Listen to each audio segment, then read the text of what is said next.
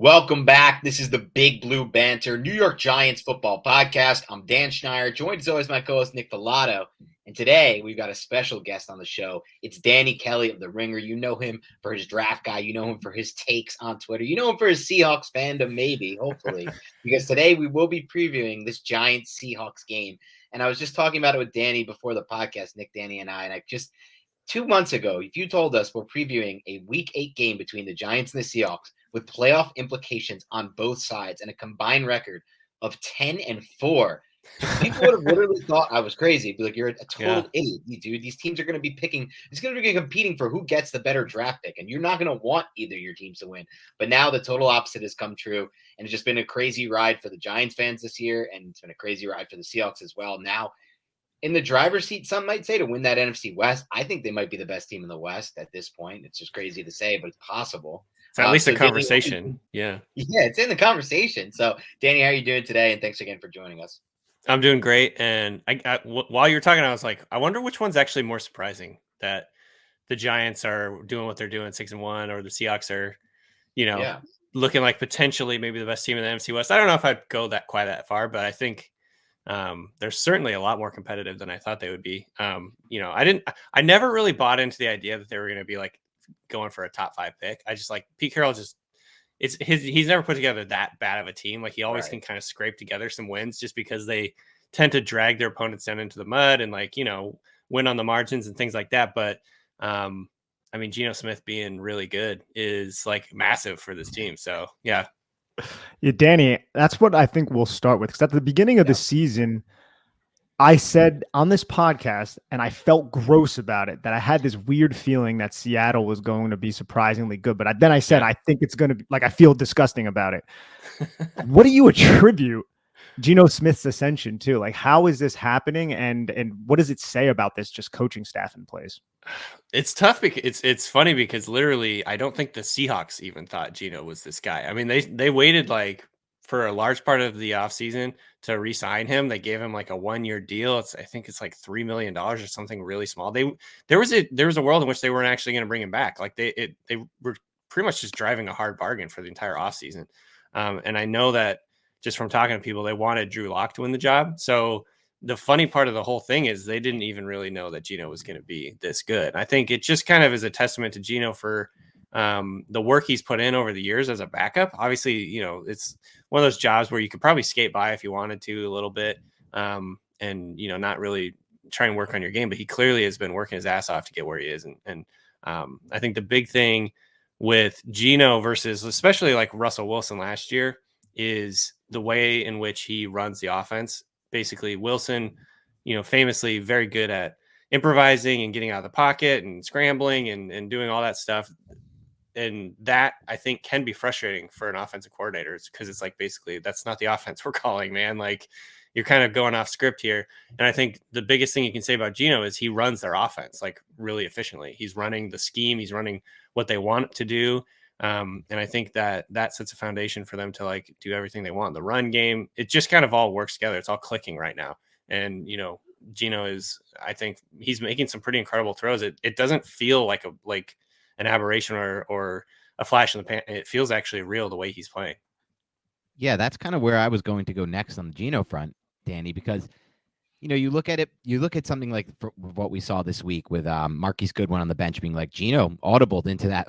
Geno was the one who audibled pre-snap and said, look at the leverage of that corner. We can hit this 9 route. Like, throws it, perfect, touchdown. And it's not just, to me, the throws he's making, but it's the command of the offense that you talked about. That's something that Daniel Jones has done a much better job of in the last 3 weeks, command the offense.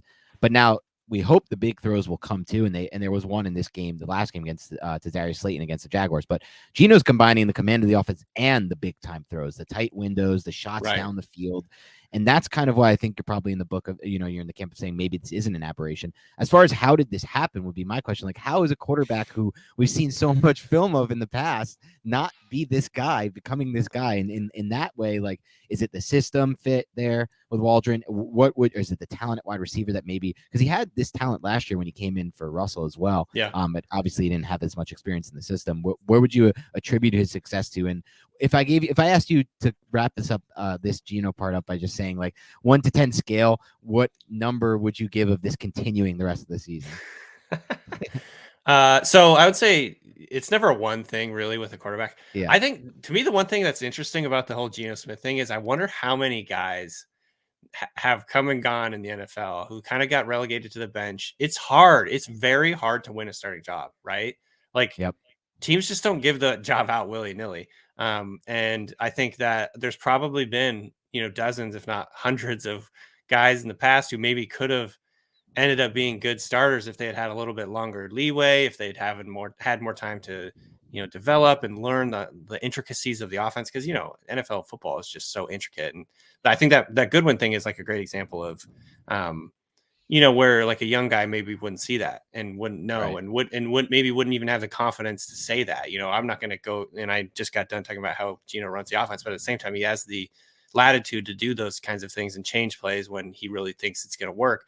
The other thing I would add real quick is that what we've seen this year with the Seahawks is they'll get to the line of scrimmage with like 17, 20 seconds left on the play clock and let Geno do his thing for a good 10, 15 seconds before snapping the ball. Like you'll see him change a play 3 times at times because they have that. They're just really good at getting the play in, getting to the line of scrimmage, looking at stuff, like figuring out what's going on.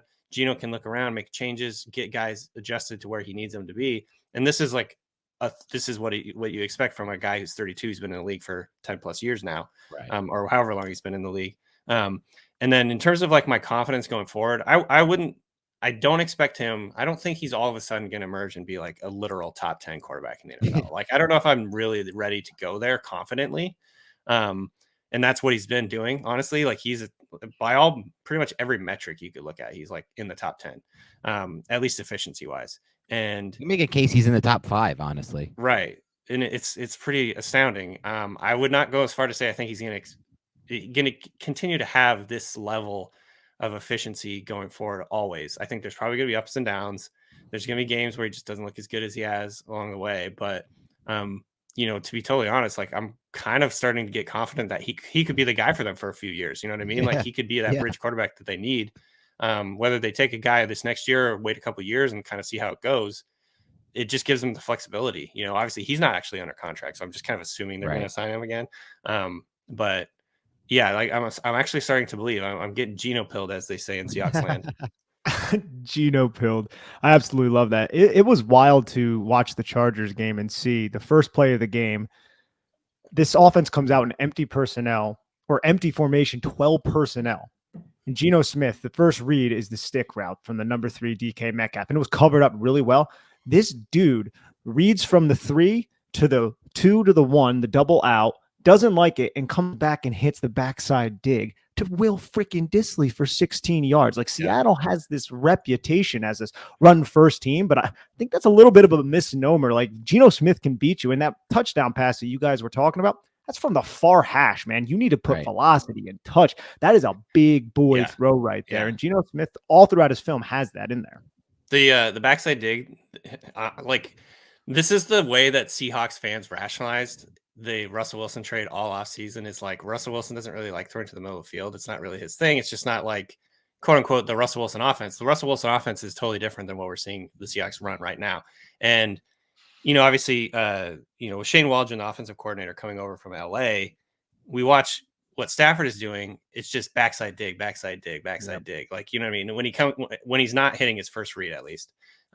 And so activating that part of the offense and sort of finding this whole new area in the middle of the field to work is a big part of the reason I think the Seahawks offense has been so much better than anyone expected. And why Geno is a great fit for it is because he's able to do that. He's got a knack for it, and he's willing to attack the middle of the field. So yeah, I mean, all that stuff that's how we kind of convinced ourselves over the offseason, like, oh, this might actually be good. Like, obviously you sound like sour grapes, or you sound like you're delusional when you're doing this in the offseason because Russell Wilson, has been such a great quarterback for the Seahawks. But that was the argument. Is basically like, look, this opens up the entire playbook. This actually is what Shane Waldron wants to run.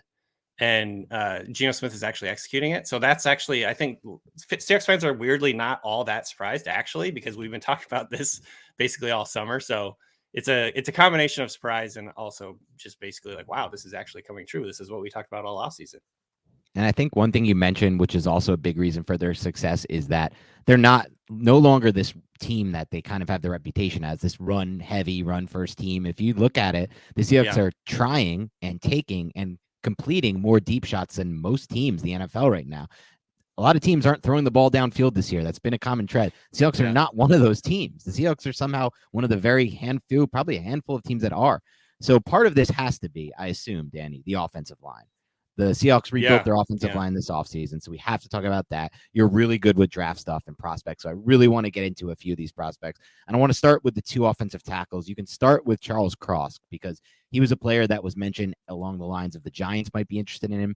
I actually thought he was the second. I would have taken him potentially. I had him as like the 2-3. I thought he was well within the range of those first 3 tackles in the class. A lot of people felt like there was a drop off, but I don't think that's been the case so far. What have you seen from both Cross and Abe Lucas, and what are kind of the early evaluations on them?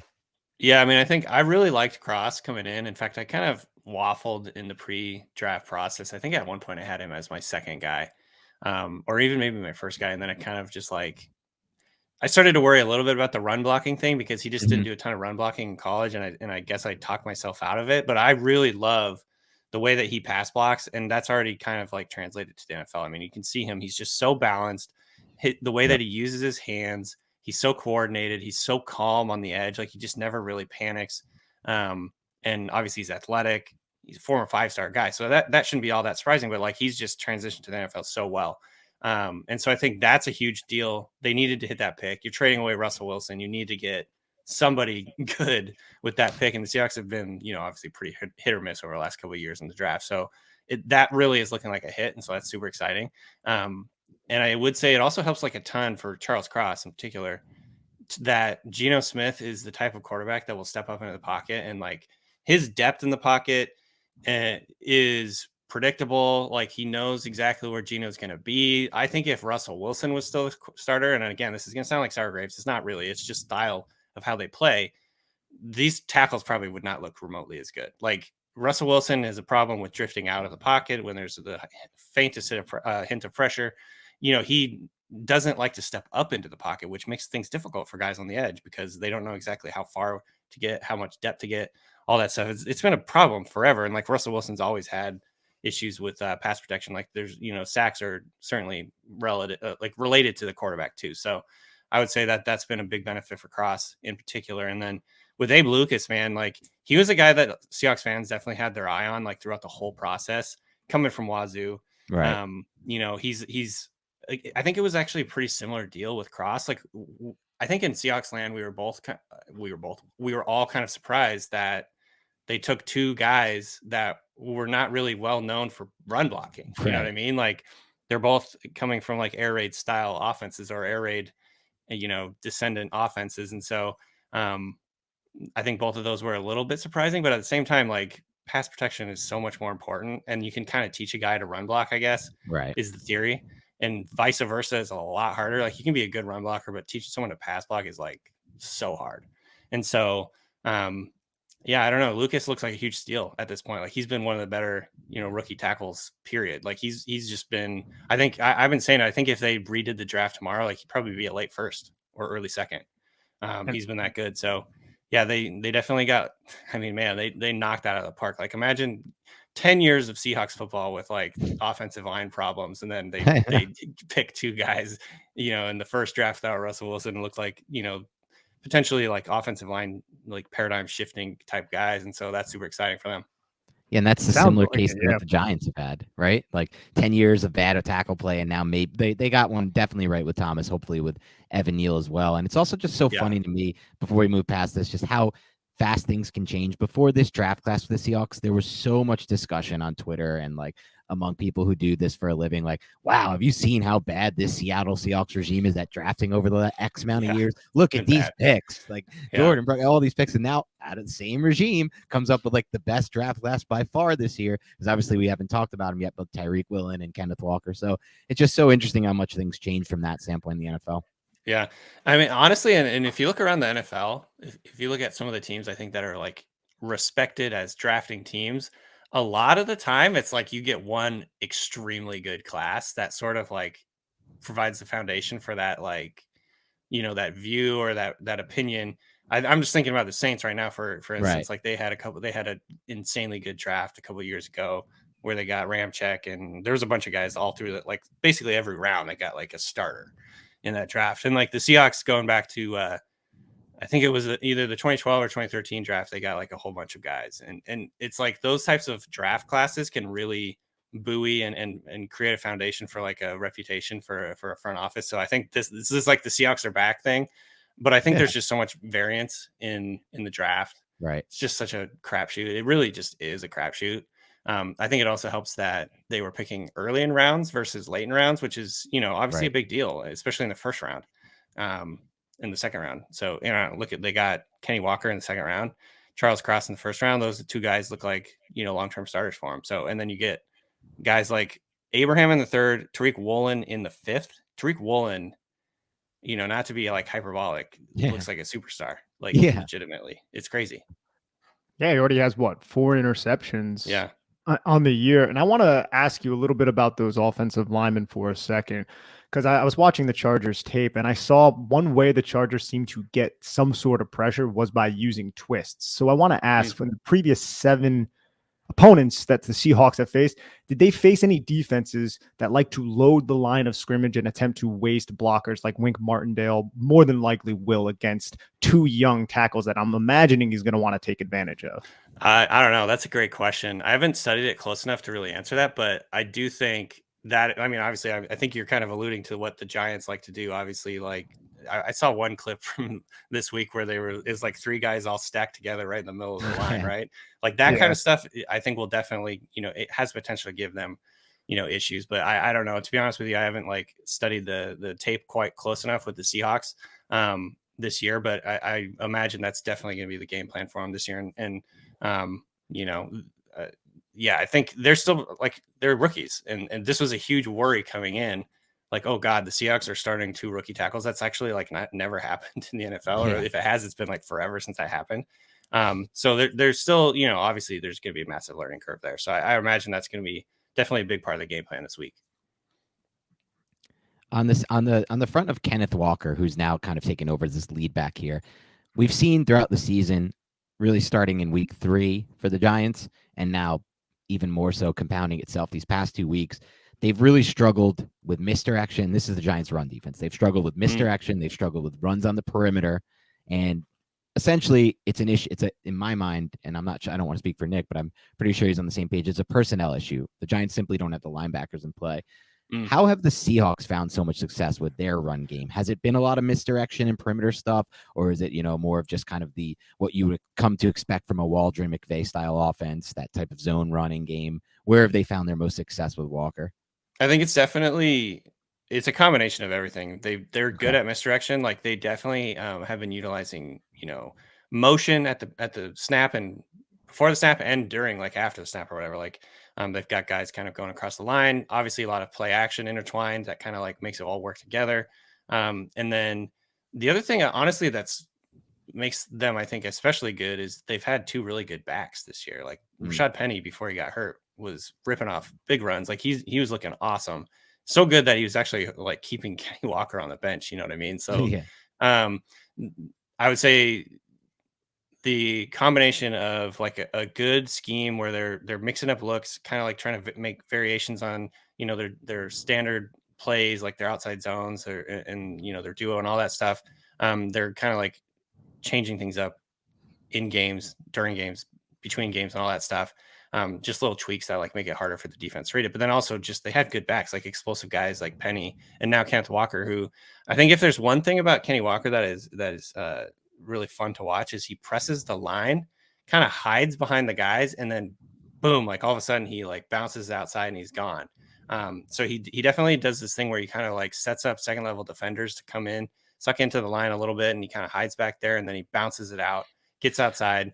And before you know it, he's like got the speed and explosion to kind of like beat him to the side. So yeah, I'd say it's a combination of like you're saying, play action, motion, little tweaks on the scheme, and then just 2 really good backs that they've had. Now they have Kenneth Walker, who's the main back because Rashad Penny's out for the year. And I think it's just been like the combination of that is they've been pretty efficient running the football. Like they've been much better than I even expected running the football. There's only 4 running backs in the NFL right now who average 6 yards a carry, and 2 of them are Seattle Seahawks.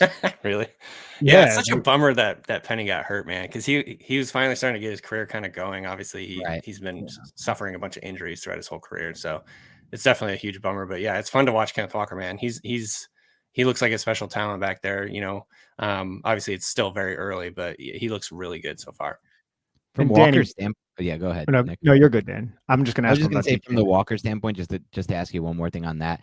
What have you noticed about him traits wise that's really stood out to you? Is it the context balance? Is it the kind of the acceleration, the vision? Yeah, You all of the mentioned above, something. honestly. Yeah. Like if you look at him, man, he's built. He's thick. Like he's a kind of a thick guy. He runs really low to the ground. He kind of has like a bow-legged gait, which I think probably helps him with like his balance. He's got like a gyroscopic little bit of balance where he'll take a hit and he just kind of bounces sideways, and then keeps going. So yeah, I would say he's got a very good combination of he's physical, but he's also extremely explosive. Like he's able to blow past pursuit angles to get to the outside, to beat guys to the angle. He ran a 4.3, I think, in the combine, and everyone was like, "Holy crap!" Like I didn't expect that. But then when you see him play, it's like, oh, I don't know. For whatever he's like, this is such a cliche term, I know, but like he's deceptively fast. He doesn't really look like he's Right. moving that fast, and then all of a sudden he just beats everybody to the end zone. And like last week, I think he clocked in on from the next gen stats like 22 something miles an hour, which was the fastest ball carrier ever, or not ever, this year for any player. Yep. So I mean, I don't know, man. He doesn't, honestly, like it doesn't look like he's moving that fast, but then he just like blows past everybody. Yeah, it's that stride length. It's incredible. Yeah. It's pretty fun to watch for sure. Now, Danny, I want to ask you about DK Metcalf, who more than likely will not be playing in this game. That's obviously a huge loss, but what is that going to do to the offensive personnel? Now, Seattle likes to run a lot of 12 personnel, 13 personnel as is, and now you remove DK Metcalf. Is that going to force more 12, more 13 personnel, do you imagine? And I ask this primarily because the New York Giants want to run quarter as much as they can. No linebackers, inside linebackers on the field. And if you're rolling out 12, 13 personnel, I think Wink Martindale, he's done it before, but I don't envision him doing it consistently against a team who can run the football as good as Seattle. So what do you think is going to happen without DK Metcalf on the field? That is a great question. I think if they were really going to their strengths and like they're good players, quote unquote good players, obviously I'm excited about some of their young receivers. But Marquise Goodwin came in and he's not a young guy, he's like over 30, but like some of their other young guys like D. Eskridge, Derek Young, potentially he's a 7th round rookie that they have this year. Like they could get some playing time. I think that's exciting to see. But if they're really playing like they're seasoned veterans that they probably trust, like you said, it's probably going to be more like 12 personnel, 13 personnel, sometimes even, because they have 3 good tight ends: Noah Fant, Will Dissly, Colby Parkinson's been getting some snaps, and they've all kind of contributed in their own ways. And I'm just thinking back to like watching some of the biggest runs that they've had this year, and it's like honestly they got like 8 guys on the line of scrimmage, like just all bunched up in the middle of the field, and I think that actually fits. With Kenneth Walker's style, because like, again, he kind of just hides back there and then all of a sudden he just bounces it and he's gone. And so he's really good at kind of like, slipping through the cracks in the offensive line. And so I think they kind of like to bunch it up and go heavy, do like the smash mouth style thing, because that kind of like fits with what Kenneth Walker likes to do and what he's good at. And so I would say, yeah, probably they'll do a lot more like 2 tight end stuff, even maybe some 3 tight end stuff. Just because I think that's getting like their best 11 on the field more often than not. I like D. Eskridge is still very much work in progress. And I don't know if like, Penny Hart is going to come in and like run a bunch of snaps or what. So to me, that's getting their best players on the field, most seasoned anyway. That makes sense. I have another question on Charles Cross, just because I kind of had the same evaluation as you. When you watched him on film, you saw a guy who, even when it seemed like he was beat, he recovered. And like you said, he was never panicky. And it's interesting to see that translate over. One thing that I heard as a knock on him, which I didn't think would actually impact him at the NFL level, but some people did. They didn't love his feet positioning, but when he gets into his drop and just playing, and mostly from playing within that, like you said, air raid principled system. We expect potentially, at least for some snaps, Kayvon Thibodeau to have an opportunity to maybe match up against him in this game. He's lined up a lot on the left, but he could have some, obviously he's had some snaps on the right side and he'll get some opportunities there. What if at all, has Cross struggled in any of the games so far this season, or has he been really good in all of them? And if he has, what kind of pass rusher has given him trouble? He's honestly, like, the only thing that I can really think of when I think Yeah. across this year is just had a lot of penalties, you know. Okay. I still think he's definitely, like, athletically and physically, I think he can hold up with some of the best pass rushers. Like, he did really well against Khalil Mack. I saw Nate Tice posted a cut up of all the snaps against Khalil Mack, and he was definitely holding his own. So it's like he can go up against some of these good guys and, you know, hold his own. I don't know if he's not necessarily dominating, but he's definitely holding his own. I think the one thing that he's had issues with is he's had a bunch of penalties, like false starts, holds, things like that. I think you just got to clean that up. That's the main gripe I would have so far with him, is just too many penalties. But, like, honestly, like, it's hard to kind of, like, nitpick. He's been playing so well, like, relative to, like, the fact that he's a rookie left tackle. So I would say that would be kind of like the biggest thing. He does get caught holding a little bit. Sometimes if he gets beat, like, to the edge, he'll do, like, the bear hug thing with, like, one hand where, like, hook his arm up, and it's just like, man, that's a little too obvious. Like, let the guy go or whatever. Maybe it's just that's how they're coached. But yeah, I'd say that would be, like, his main issue so far, is just a few too many penalties. I think that's going to be an issue for Charles Cross. I think he's going to struggle against Kayvon Thibodeau, because Kayvon Thibodeau, one of his best traits right now is his ability to explode off the line of scrimmage and win high side through the outside shoulder. And from the film that I've seen on Charles Cross, it's not a weakness in his game, but there's a little bit of a vulnerability there. And I think it can be exploited by Kayvon Thibodeau. So I'm interested to see how that materializes through the game. For sure. I would say I agree. Like, when you get a high side rusher and gets a step on him, that's when he starts to, like, that's when the penalties start to get racked up, or, like, the mistakes start to happen. So that'll be definitely something to watch. All right, Danny, thank you so much for taking time today. We know you got to run out and get your dog, which we appreciate on this podcast. Nick's a dog owner himself right now. But I will ask you this to close it out. You can opt not to answer it. We've had one guest not answer it. Everyone else has. So based on those numbers, you can decide if you want to answer or not. Do you have a prediction for this game, and can you give us your prediction? Oh, man. It's a great question. I think I'm going to go. I don't know, man. Where are we leaning? Do you think it's going to be a high-scoring game? I do, because the Giants' defense looked so bad on tape last week. But I mean, and the Seahawks defense has been getting gashed against the run. Yes. So, like, I'm just, like, a little concerned about these that. teams I'm going to say 5.7. Yeah, go ahead. Yeah, no, I think it's going to be a little bit, like, higher scoring game. I'm going to say 28-26 Seahawks. Okay. All right. Well, there you have it. That's Danny Kelly of The Ringer. Danny, why don't you let everyone know where they can find all of your work and where they can follow you on social platforms? Danny B. Kelly on Twitter, and then you can find my work at theringer.com, plus the Ringer Fantasy Football Show.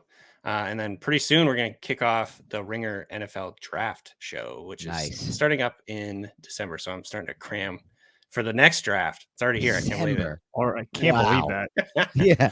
Nick and I get going in, like, not December, like February. No, I usually get for yourself, Dan. I'm well into it in December. Yeah. I usually get started a little bit later than I think, like, the majority of people, but, like, this year I'm definitely getting ahead and trying to, like, be able to hit the ground running essentially in early December. So yeah, that's the plan. Awesome. So you guys can find that, and I highly suggest following Danny Kelly for all of his work, but specifically his draft content. It's next level stuff. So Danny, thank you so much for joining us today, and have a great rest of your weekend. All right. Thanks, guys. Can't wait for the game. That was Danny Kelly of The Ringer. Great little interview there talking Seahawks football. It's been a really great season for them too, man. They have this baller ass rookie class of just balling out. Abe Lucas in the 3rd round tackle, unreal immediately. Charles Cross immediately playing great football at left tackle. Tariq Woolen at this point is potentially, rookie of the year on defense at that point. He's a 4th round pick. And what a fit in Pete Carroll's in that, Seattle system there.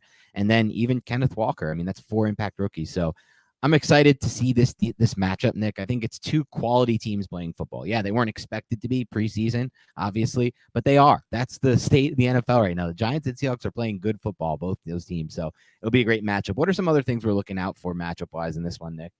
Well, first, Woolen was a 5th round pick, but we also didn't mention Kobe Bryant, who was their 4th round pick, their other starting corner, and Boye Mafe, who was their 2nd round pick. And Boye Mafe was a little raw, but that's a really good draft by Seattle. And I also wanted to circle back to something that Danny brought up during the podcast when he was talking about really good draft classes and how it paints a picture of a general manager for years to come, similar to Mickey Loomis down in New Orleans.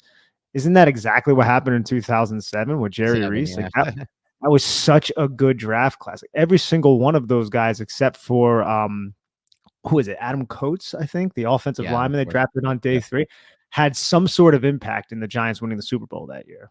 It's crazy. That draft class alone basically bought Jerry Reese 10 years of being the general manager, which is insane.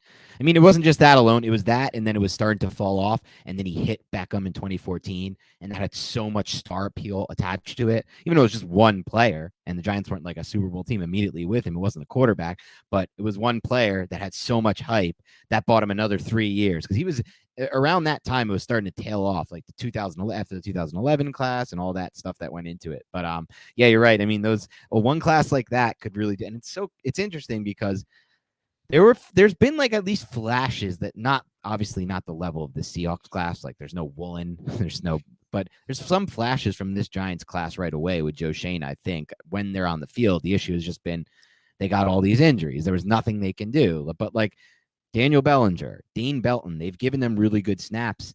Evan Neal, Kayvon Thibodeau, Wan'Dale Robinson, they've all played pretty well when healthy. Obviously, all have been injured somehow, but they've played some football. And even Cordell Flott had some decent tape before the injury. So, this isn't going to be that level class, but it is interesting how these classes can totally reshape. And I think part of why he said that, Nick, and you could tell me if you feel like this is wrong or different, but it's just because those guys could be your core guys that you then have under contract for 4 years, a team control, insanely cheap against the cap. And then those are the guys you re-sign. It's not like you go to free agency, try to get a Kenny Golladay who has issues you don't know about from another team. It's guys that they've been in the system, they've been in the program, they've been in the culture. And so that's part of why it helps so much to hit on these draft picks, these early draft picks especially. Exactly. And speaking of early draft picks with Seattle, we talked a lot about Charles Cross, but after watching Charles Cross's tape, I'm writing a piece for Big Blue View on him right now. It should be out probably by the time you're listening to this. It's easy to see why the Giants had significant interest in this guy because he has real movement skills. And you know what? There's some tape of him helping out on double teams. And yes, it's a double team block, but the power that he brings to the double team block, it's displaced several professional athletes on the defensive line. It's pretty, I would say, remarkable how he's able to engage that power and then climb and locate at the second level. So from a run blocking standpoint, I wasn't concerned. I think it was the right concern given that he came from the air raid, as we said, but he's not that bad as a run blocker. There's not a lot of terrible tape as a run blocker, and the pass blocking is also pretty good, but I think there are liabilities that Wink Martindale will exploit. We brought it up with Danny. I think Kayvon Thibodeau can have his way with Charles Cross winning high side because he has a soft outside shoulder. He lets people, and this is something he did in college, and we talked about it too. He lets people into that outside shoulder, and then he holds when he's beat. And Kayvon Thibodeau is one of the better, I don't want to say he's one of the better edge rushers in the league in doing so, but if you want to pick one trait that Kayvon Thibodeau is mastering right now, and we're seeing it right before all of our eyes, it's winning high side into the outside shoulder and landing the rip move. And if Kayvon Thibodeau can develop an inside counter move, which we have not seen yet, damn, dude, we're talking about something really special there. So I think that's a way that he can be exploited. And I also think another way he could be exploited, miscommunications. And we know Wink Martindale is a master at scheming some sort of offensive line protection miscommunication. So I think there's going to be a lot of tight ends to help Charles Cross and Abe Lucas, because if you go through their film, it's not like they're playing terribly, but twists have given them some issues. They really bite on the penetrator, and then that looper just comes around and he's a little bit late to get there. His hips just completely flipped and he's out of position. And then I also seen whenever teams did load the line of scrimmage, like Vance Joseph and the Cardinals when they played, there was a couple times where two guys blocked one guy and then you had a free rusher because there was a miscommunication because nobody knew exactly who their assignments were. So those are little things I'm paying attention to on the defensive standpoint when they are passing the football that I think the Giants can gain a slight edge on that can allow them to be really competitive in this game. And I don't say competitive in the fact that they can't be, but I think the Seahawks have a couple things going for them. The fact that the Giants were terrible as a run defense last week is one of the main ones. But if you want to harass Geno Smith, this defensive coordinator is the defensive coordinator that I feel like can take advantage of two rookie tackles and harass a quarterback who's playing elite football at this point. Yeah, there's a lot to unpack there. I think the key thing being what you brought up to Danny, and Danny kind of confirmed on the podcast, and then you kind of broke down just there. Anytime you have rookie tackles in, the whole concept of what Wink Martindale wants to be philosophically as a defensive coordinator and what he wants his defense to be is, dictate to the quarterback and, have these simulated pressures, have confusion, like you said, where there's two offensive linemen blocking just one Giants guy. Sometimes we've seen this year, it's been like two offensive linemen blocking no one, and everybody drops and no one rushes from the side. Gives us a better opportunity for that to actually work, I think, with these rookie offensive linemen. So I'd say the Jags had like these all-star offensive linemen in, but they were some, Cam Robinson has a good amount of snaps under his belt at the NFL level, and so does Jawan Taylor over there. These guys have much fewer, so confusing them is one way. I think one thing that was really important that you mentioned that stood out to me, Nick, was the twists, because what did we see last week? There weren't many snaps where the Giants defense got any kind of pressure on Trevor Lawrence, but one of the few snaps was when they ran a little twist game. And that's something that maybe they can bring back more often in this one. I'm not really sure why they haven't run it much. I think I saw a chart this week that somebody posted and I retweeted it. I don't remember it exactly, but it was a post that showed how much stunts and twists teams have run. Dallas is number 1 in the NFL by far with Dan Quinn, and Giants are like 26 or 27. So they're very, very low on that list. It has not been a big part of their arsenal. I'm wondering if that's maybe just scheme based, maybe just coaching based, or maybe just they're not at the point yet where they're, working that within their game plan per se, but this could be the game to do it, right? Against these rookie tackles, this would be a good game to start doing things like that. Anything you can to kind of confuse the offensive linemen, in my opinion, when they're rookies, is a very good strategy. And then one more thing on Cross that you mentioned that I want to unpack too is I think we both agreed when we watched this film, the run blocking issue, quote unquote, like with his profile, will he ever be a good man? For us, it was always like just that he didn't really do it. Because when we did see him move in space specifically not on run plays, but on the screens they ran at when he was in college, he moved really well in space. He was a really good functional mover, and not exactly like a Rashawn Slater, but gave me shades of that Slater movement skills and that Slater level footwork and foot quickness. And so it doesn't surprise me that you say when you're watching his tape, and I haven't watched any of his tape yet this year yet with the Seahawks. I haven't had time. I'm happy you had a chance to unpack some of their tape this year. But it doesn't surprise me when you say he hasn't really even been a liability much in the run game either. But it is cool to see that one of the things he struggled with is one of the things that Thibodeau can do well. So, you just got to hope that the Giants can figure out a way to scheme to take advantage of him in this one, and potentially even Abe Lucas. Yeah, and Abe Lucas as well. I was paying a little bit more attention to Charles Cross. Abe Lucas looks fine from what I've seen. And the thing about Cross, too, is he was executing reach blocks. They run a lot of zone, which I'll get into in a little bit. He was executing his reach blocks, getting to that outside shoulder, swiveling his hips around when it was warranted. He was executing backside scoop blocks, which means he's not allowing those defenders to kind of undercut him. So as a run blocker, he impressed me. And like I said, on those double team climb type plays, he was really double teaming. He took the power really seriously to get his hip through the hip of the 3 technique, who was being initiated by Damian Lewis. So that's one thing I think that he has going for him. It's not something that I'm overly concerned about with the New York Giants, because the Giants are pretty good taking on those double team blocks. But what the Giants have struggled with in terms of defending the run has been movement in the backfield through motion and a lot of pin pull concepts to the outside. I think one thing that I hope can stay consistent, and I'm not overly confident about this because of what Danny broke down about Kenneth Walker's ability to stay small behind the offensive line. That offense runs a lot of zone, a lot of stretch zone. I feel like the Giants have been a lot better against zone type of running concepts rather than the power gap. But still, those linebackers need to be disciplined, man. You need to be disciplined in zone just like you do in power gap. But it seemed like any time you faced a team like Dallas, who used a lot of pre-snap motion, or Jacksonville, who had a lot of eye candy in the backfield, those linebackers had no idea where the hell to go. Whereas Seattle is much more, it's zone. Everybody steps play side. That's a big tell that everyone's going to step play side. And there's not as much motion in the backfield as previous opponents that give Giants a ton of fits, like Baltimore. Baltimore is all power gap, essentially. They're all double pullers coming, a lot of counter stuff like that. I don't think the Giants are going to see as much of that this week, and that could assist their run defense, which, again, has to be stressed, sucked last week. I think it should. I think it's a really astute point by you, Nick, because I really think it should help the Giants' run defense in this game, because we had some examples in our film breakdown that those of you who haven't seen can check out on YouTube now. We broke down the defensive film of the Giants versus the Jags. We had some examples of bad run fits, bad that 2 players in the same gap, or, Jalen Smith, whoever it may be, Crowder not getting to the gap fast enough. But the bigger issues for me, at least with these 2 linebackers, is just they have trouble scraping over the top and making plays sideline to sideline based on instincts, whatever it is, speed, the combination of all those things. So that is a much bigger issue against power gap than it would be against zone. I can kind of trust them maybe, hopefully, to just be like, all right, we have to be really disciplined in which run, in our run fits here. But as long as we're really disciplined in our run fits, there's not too much that can kill us in this game. And so it takes, I feel like, and you could tell me if this is wrong, but when you face a zone heavy team versus maybe a power and gap heavy team, it takes the athleticism deficiency a little bit out of it. I think that's maybe one way you could look at it, but I also think it allows players like Dexter Lawrence and Leonard Williams to have more of an impact in zone. Okay. Whereas in power gap, Right. it's like we're creating a seal and we're going to not allow anybody who is inside of the 3 technique to have any sort of impact on this play, essentially, unless they split the seal, which Dexter Lawrence is good enough to do that.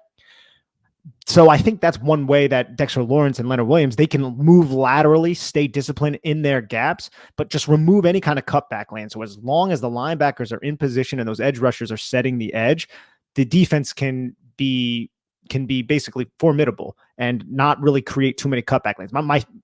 My concern, I think, is Kenneth Walker is good enough to find those cutback lanes, and the Giants linebackers aren't necessarily the most disciplined so far through this season. I can still see success for Kenneth Walker, but I do think if this was more of a power gap team, that's more so where the Giants significantly struggle. So we'll have to wait and see. Hopefully Dexter Lawrence, Leonard Williams, because remember week 1, Dan, like the linebackers sucked in week one, right? Right. Giants shut down Derrick Henry. And what kind of scheme do they run? A lot of zone stretch, a lot of wide zone type of running scheme. So that's what we're going to see with Seattle. Yeah, that's an excellent point, and it makes a lot of sense from a football schematic standpoint, right? I think it's an easy concept to grasp when you're running more like pin pull and power gap concepts. You can essentially, if you're running it right, take those guys out of the play in some ways. Like take the best players on the Giants run defense. Who are the best run stoppers right now on this roster?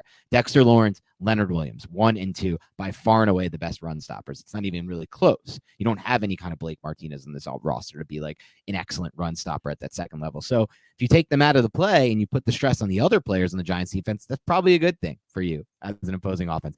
If you give them opportunity to potentially make plays by running a lot of stretch zone, like you said, it's a good thing for the Giants because this is where the strength of their defense is. And I wonder if we will see something. I doubt we'll see something similar to week 1 where they kind of like also had a lot of stacked loaded boxes, the Giants, and things of that nature, just sell out fully to take away Henry. I just don't know if you can do that right now with the way that Geno Smith is throwing the ball downfield, because right now he's just in such a groove, dropping bucket passes week after week. So I don't know if you'll be able to do that, but it is interesting that this is a better matchup for the Giants. The Giants come into this game allowing 5.7 yards per carry, I think it is, which is insane. The Seahawks allow 4.9 yards per carry. So it really should be like a wild game with like 400 rushing yards combined for these teams, few possessions because the clock's just grinding and ticking and winding all game.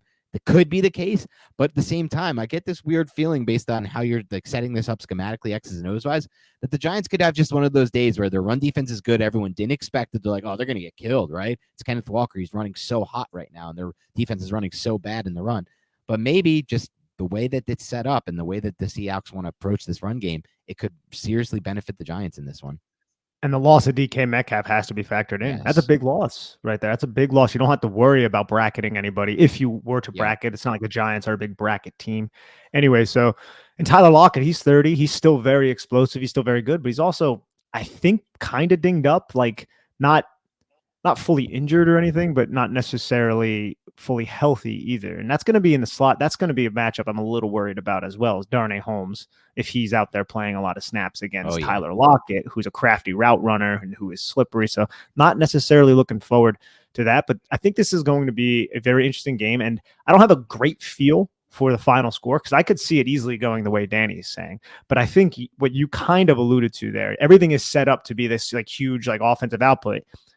But then sometimes when we have that kind of, supposition, it doesn't end up going that way. And it's like a 19-17 game or something ugly. I think it's going to be more high scoring than what we've seen just because both of these defenses have issues. I think Wink Martindale, though, I think in practice this week, I think he really stressed the fundamentals again. Because last week, just guarding simple power gap, it was like nobody knew what their assignment was to fill. And I'm not even sure why. You got to take the inside, you got to take the outside and contain off the edge. But multiple times there were miscommunications on who was supposed to do what. And I'm not really certain why that happened, but that has to be fixed.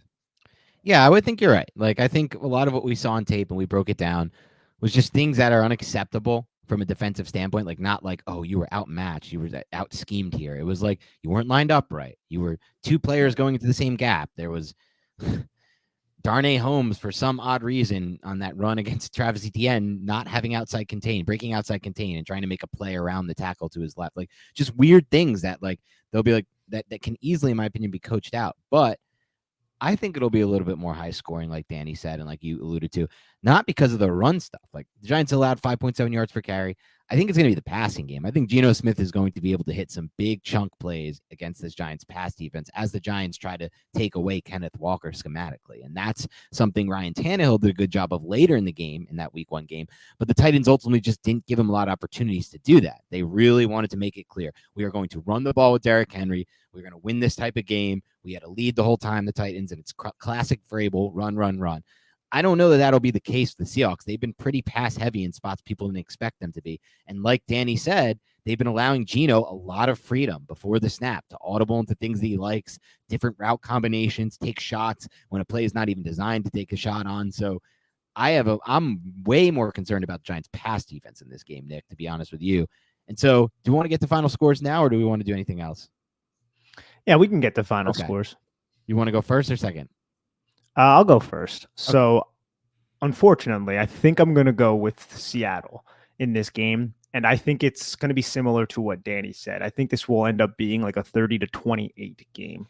I think there's easily a path to where the New York Giants can win. I think the fact that DK Metcalf isn't there is definitely going in the Giants' favor. I also think the miles the Giants have traveled is going to wear on them at this point. I mean, this is all the way up in the Pacific Northwest. That's a far travel after going to Florida, second back-to-back road game. And then 3 weeks ago, they were in London. That's a lot of traveling right before the bye week. I think that's going to work against them. And also just seeing how the defense struggled with simple things in an environment that's going to be much better than the environment that they're playing in this week up in Seattle. That's something that really concerns me. And I also think you're going to see a lot of 12-13 personnel, which is going to force Wink Martindale's hand to put Tay Crowder, Jalen Smith on the football field, and that can easily be exploited. Now, I think the Giants should probably sign a linebacker by the name of IK and Impali, but I'll leave that one alone if you get that reference. Yeah, I know. He's referencing the linebacker who punched Geno Smith in the face during his Jets tenure. For those who don't remember that was a crazy story. Yeah, Nick, I think you nailed a lot of it here.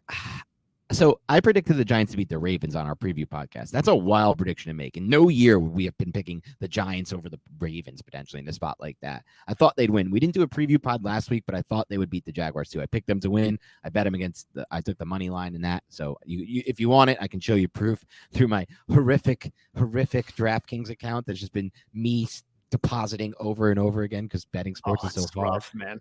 It's so bad. But then I hit random stuff too. I hit Jerson Verlander, Cy Young this year. I hit Shohei Ohtani MVP, and those are like plus 2,200. So it always keeps me afloat. But this week it's going to be different. Despite picking them against the Ravens and they won, despite picking the Jags and they won, I'm going to pick the Seahawks in this one by a score of 26-24. So definitely more high scoring than any Giants game. My concerns here in this game start with the Seahawks is by far and away, Seattle's by far and away the hardest place they've had to play on the road so far. And it's not even close. No offense to those Titans fans. Obviously, the Jacksonville game, we don't even need to talk about. It was basically a Giants home game. It's like 60-40 from what I'm hearing.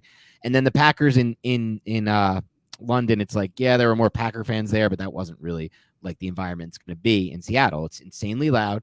They've been speculated to, and people believe they pump noise into that stadium. Who knows if that's the case, but it sounds insanely loud, especially when they're good, and they are good right now. They're 4-3, and they have the entire fan base behind them. This isn't like we're rolling into Seattle. They were as bad as expected, but the Giants are still good. But they didn't. Let's say they're like 2-5. No. This is a team that's winning football games, so that fan base is going to be behind them. When you combine that with what I saw on defense, like you said, and I personally think they're going to give up a lot of explosive plays in the pass game, even without DK Metcalf, though that helps a lot that Metcalf's not out there. I'm just a bit concerned with the defense more so in this game than anything else. So I think the Giants offense will actually put up 24 and look pretty damn solid in this game to good. But The defense scares me, so I am going to predict my first Giants loss in a while, 26 Seahawks, 24 Giants. Yeah, I think it's going to be a fun game. I think there's definitely a path to where the Giants can win, as I said. But if I had to pick one, that's the direction I'm going in. I think there are things working against New York. And I think New York, as Brian Dable says, they're 6-1. And he really means this. There's a lot of work to do. This is a team that is 6-1 that has a lot of work ahead of them. And I love the fact that the head coach consistently drives that message home. I think it's resonating with the roster, and I think that's going to go a long way. I honestly believe the foundation in place right now, and this doesn't even need to be said, so I don't even know why I'm saying it, is excellent. This could be an elite foundation, like one of the number one foundations in terms of young coaching staffs and general managers. Like, this is an absolute grand slam what the New York Giants found in Joe Schoen and Brian Dable and how they are cohesive together. Like, I'm so excited about the future of this team, and they're 6-1. I'm excited about this season. But at the same time, I do think this is a tough matchup, and I can see the Giants losing this football game. But I'm really hoping I come back Sunday night. Dan and I record a podcast, and I got egg all over my face. Denny's breakfast. I don't give a crap. I hope we win this football game, and I think they can, but it's going to be tough. And if Wink Martindale doesn't fix the defense, they're not going to win this game because Travis Etienne, Christian Kirk, Zay Jones should have each had long touchdown runs, but for whatever reason, their vision is blind. Okay, because they I don't even know what they were thinking on some of their runs. Zay Jones one is the most egregious to me by far of them all. Zay Jones literally ran right into his blocker, who was blocking Darnay Holmes instead of cutting it upfield where he had nothing but green grass. Like I just don't get it. And then you even like factor in the throwback pass on that final drive. Right, that's a touchdown. If Etienne doesn't slip there, that's probably a touchdown because that dude is fast. He might not have any vision at all, but he is explosive. So, again, Giants won that game, though, fair and square. Not saying they didn't, but the defense really needs some freaking work. Hopefully we come back Sunday night for the reaction pod, and it's like another one of those where the Giants were down in the fourth and somehow found a way to win because realistically, if the Giants can win this game, this is by far the toughest of their next three. If they can win this game to go to 7-1, there is a chance. Like, I don't want to get too far ahead of ourselves, but there's a fair chance. Like, you have to say there's a good chance they can go into that Thanksgiving game 9-1 because it's Detroit and Houston after this, right? Like, the Giants at this point, we've said the whole year, we can't consider any game to be a must win for the Giants or a game they should win. I'm not so sure that's the fair to say anymore. Like, at some point you have to trash that and put it put it behind you, put it in the trash bin and move on and reassess where you're at. Because at this point, they're a 6-1 team for a reason. They'd be losing a lot of these close games if they were one of those stupid bad teams. But as a 6-1 team, and if they can beat the Seahawks on the road with the Seahawks having all this momentum to get 7-1, they should beat the Houston Texans, no matter where the hell that game is. They should beat the Detroit Lions, no matter where the hell that game is either. Detroit Lions are a really bad team. They're 1-5. They probably have the worst defense in the NFL in my mind, schematically, and just what's left. They have Hutchinson, that's true, and he's helping.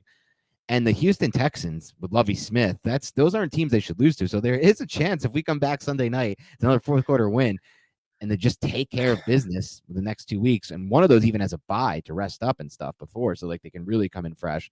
There's a chance they can come into that Thanksgiving game at 9-1, which is one of the most insane things I could even think about. Like, watching Thanksgiving with my extended family, they're all diehard Giants fans. Shout out Uncle Steve and Ari. Those two listen to the podcast the most regularly, and obviously my family. They're good supporters of mine. But if we go into that 9-1, man, it's going to be the most fun Thanksgiving I've had in decade, at least. Can't wait. I can't wait, man. It's gonna be great if that does happen. And even if it doesn't, this is still worst case scenario. They're still 6-3. That's the best part. No matter what, this Thanksgiving game means a lot. They're 6-3, worst case. So, and that's the worst case. I don't think they're losing these next 3 games. Or I'm sorry, 6-4 they would be. Yeah, but I don't think they're losing these next 3 games anyway.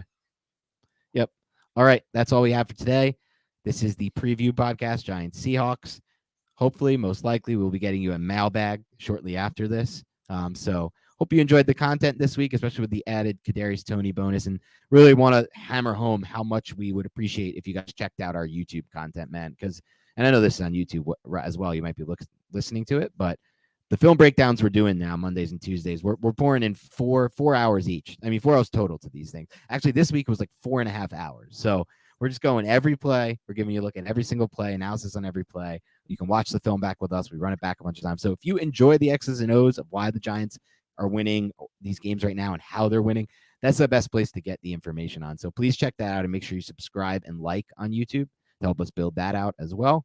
And otherwise, have a great rest of your week, and we'll talk to you soon.